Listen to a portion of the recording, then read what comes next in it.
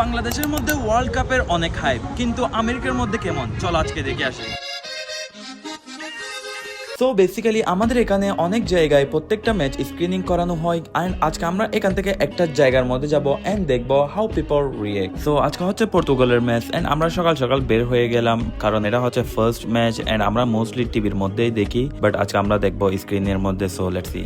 So আজকে আমরা আসলাম এই জায়গাটির মধ্যে। এটা হচ্ছে একটা ব্যাংকের পার্ট, কিন্তু ওয়ার্ল্ড কাপের টাইমে একটা সংগঠন এটাকে ভাড়া নিয়ে এখানের মধ্যে ওয়ার্ল্ড কাপ স্ক্রিনিং করা হয়, এন্ড এখানের মধ্যে আসতে আমাদের $10 করে পে করতে হয়েছে। আর এখানে এসে প্রথমে আমাদের টিকিট দেখাতে হয়, এন্ড আমাদের হাতের মধ্যে একটা ব্যান্ড বেঁধে দেয়।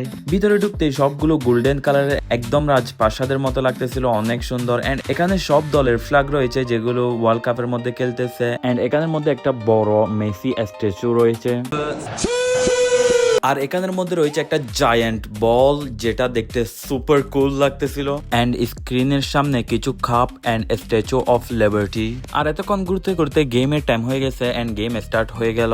আজকে ছিল হচ্ছে Portugal versus DR Congo, and I don't know কেমন হবে match. So let's see how it goes. আজকের ম্যাচটা তেমন বেশি ভালো ছিল না, as you guys already know, but always CR7। And এখানের মধ্যে তেমন মানুষও আসে নাই, মাত্র 10 জন অথবা 15 জন মতো ছিল। আমি মনে করেছিলাম এখানের ফুটবলে তেমন ফ্যান নাই, কিন্তু নেক্সট যে ইউরোপের গেমটা ছিল সেখানের মধ্যে অনেকগুলো মানুষ আসছিল, এন্ড আরো অন্যান্য জায়গায় এখানে অনেক ফ্যান রয়েছে, এন্ড অনেক হাইপ রয়েছে ওয়ার্ল্ড কাপের। এন্ড এবছর তো USA হোস্ট করতেছে ওয়ার্ল্ড কাপকে। And subscribe.